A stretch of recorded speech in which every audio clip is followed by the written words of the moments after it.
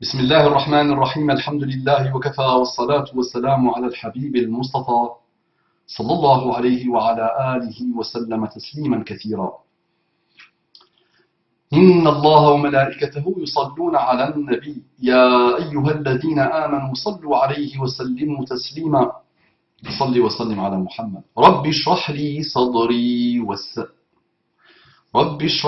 صدري ويسر لي أمري واحلل عقدة من لساني يفقه قولي.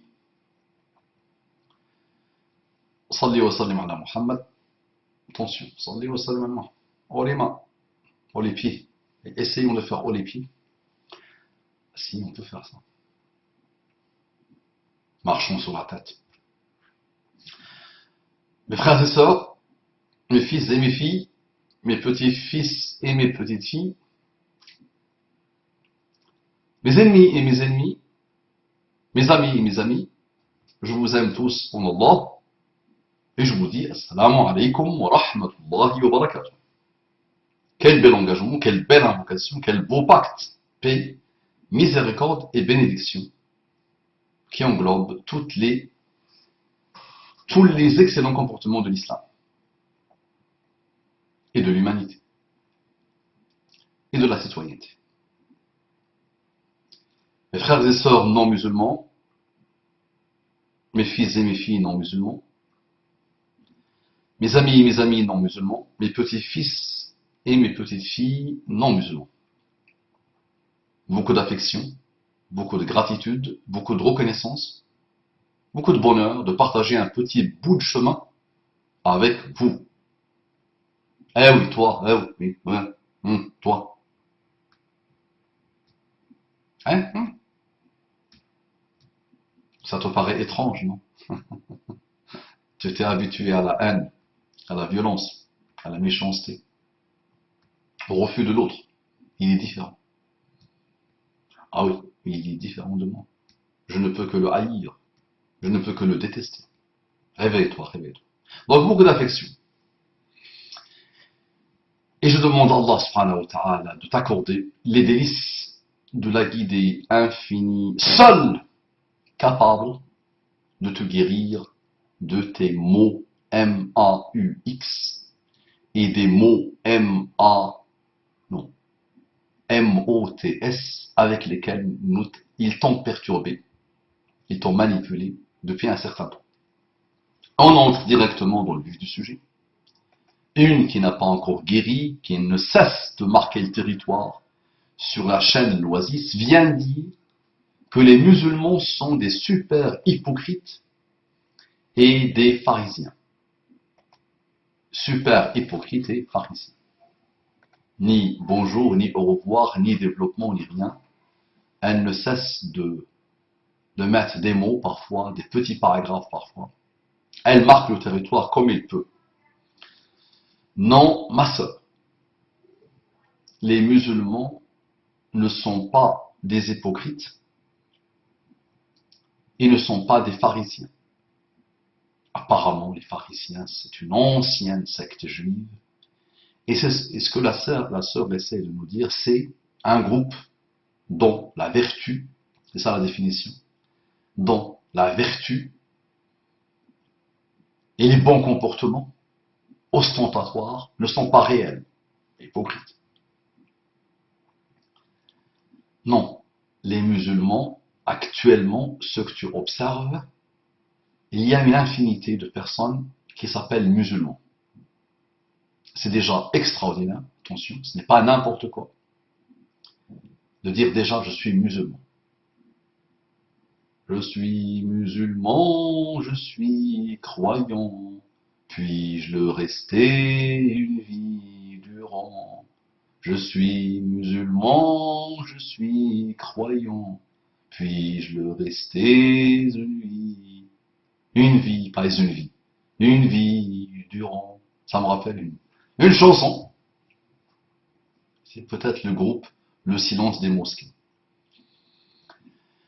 Donc, une infinité de musulmans, si tu dis ils sont tous hypocrites et ils sont tous pharisiens, tu tombes dans la plus belle des hypocrisies, la plus belle des pharisianisés. Ça se dit pas. L'imad, why? Pourquoi? Parce que tu généralises. Et tu ne veux pas généraliser, n'est-ce pas? L'humain, dans son raisonnement, le plus sain, c'est que on ne veut pas généraliser. Quel est ton groupe à toi? Sûrement tu vis dans un imaginaire, on t'a raconté des histoires toi aussi, et des mythes, et des légendes. Quel est ton groupe? Quel est ce groupe qui n'est pas hypocrite et qui n'est pas pharisien, selon toi? Oui, réponds-moi. Tu ne veux pas dire que tout ton groupe est pur, est honnête, est transparent, est gentil, est doux, et ce qu'il comporte à l'intérieur comme chose apparaît à l'extérieur, et ce qu'on voit de lui à l'extérieur, il traduit ce qu'il a à l'intérieur. Tu ne veux pas le dire. Donc tu vois, tu as marqué le territoire par une défection non recyclable. Tu vois, les défections sont toutes recyclables. On peut généraliser, non? Mais ta défection à toi n'est pas recyclable. D'accord? Donc chez les musulmans, déjà, qu'est-ce que être musulman? Première question. Est-ce que le musulman peut être hypocrite? La réponse, non. Non.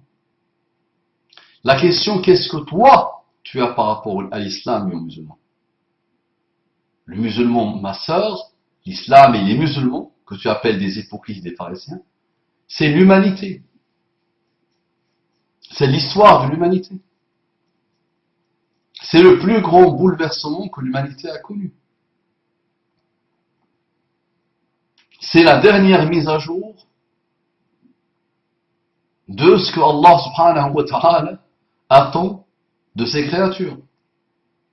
Qu'est-ce qu'il attend de ses créatures? Qu'est-ce qu'il attend de ses créatures? Est-ce que ce qu'il attend d'eux va lui apporter quelque chose? Non. Il a créé, et il est le créateur, et il attend de nous, quoi? Qu'on vive dans le bien. Qu'on vive dans la sérénité. Il nous a donné quelques pistes et quelques indications, tout en nous demandant d'utiliser notre matière grise du cœur et du cerveau, pour qu'on puisse vivre heureux et comblé.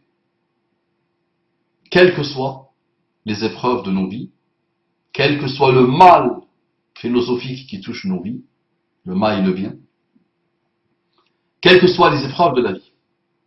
C'est d'abord pour nous, pour notre intérêt. C'est ça l'islam, ou une définition de l'islam.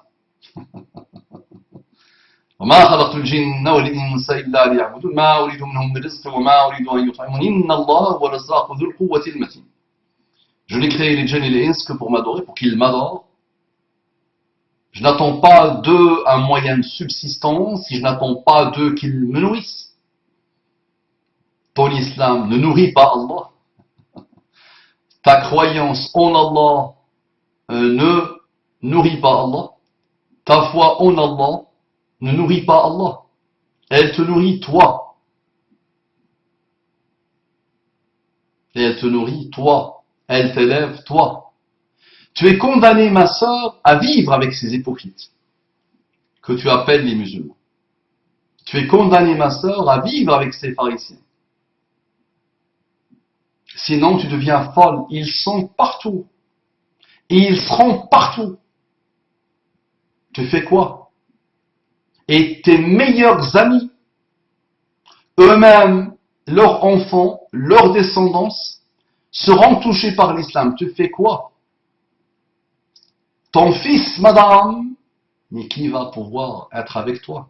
Parce que tu es instable. Tu es perverti, malheureusement. Tu es tombé dans une hypocrisie qui dépasse l'entendement. Si les anciens pharisiens juifs te rencontrent, tu seras un objet d'étude. Ils vont te desséquer pour t'étudier. Parce que tu seras vraiment chose étrange, chose bizarre. D'accord? Donc, si jamais un jour tu trouves quelqu'un qui s'intéresse à toi et tu fais un couple et tu crées un couple, ton fils ou ta fille ou tes enfants seront touchés par l'islam. Tu leur diras un jour, vous êtes tous, mes enfants, des hypocrites, des pharisiens. D'accord? Donc, qu'est-ce qui te perturbe chez ceux que tu appelles les musulmans? Je vais te dire quoi? Tu es tombé sur un bonhomme. Tu es d'origine dite arabo-musulmane. Tu es tombé sur un bonhomme.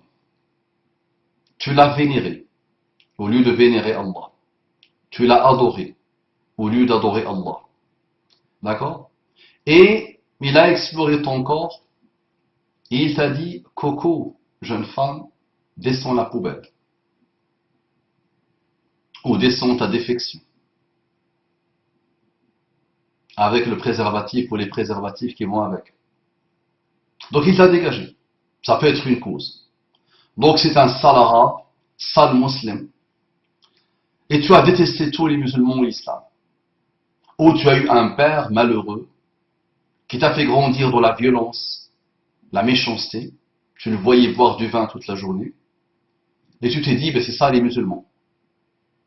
Et là, tu généralises la pauvre. D'accord? Maintenant, prends-moi n'importe quel groupe, ceux que tu adores, ceux que tu vénères, ceux qui remplacent dans ton imaginaire les musulmans, et côtoie-les un tout petit peu. Et tu verras pire que ce que tu as vu avec ceux que tu appelles les musulmans. Et tu verras de toute façon n'importe quel groupe, les hommes de lettres, n'importe quel écrivain, quand il écrit, quand il parle, le groupe le plus détestable qu'il a fait souffrir, c'est le groupe des écrivains. N'importe quel star et starlet te dira le groupe le plus hypocrite, le plus pharisien, qui pue le plus, c'est le groupe humain des artistes.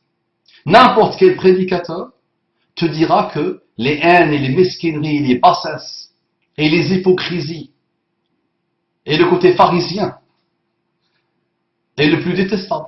N'importe quel groupe de chirurgiens, quand ils se rencontrent, quand ils sont condamnés à travailler ensemble dans un hôpital, te dira que le groupe le plus détestable, le plus hainable, le plus hainable, le plus haineux, le plus minable, c'est le groupe des chirurgiens.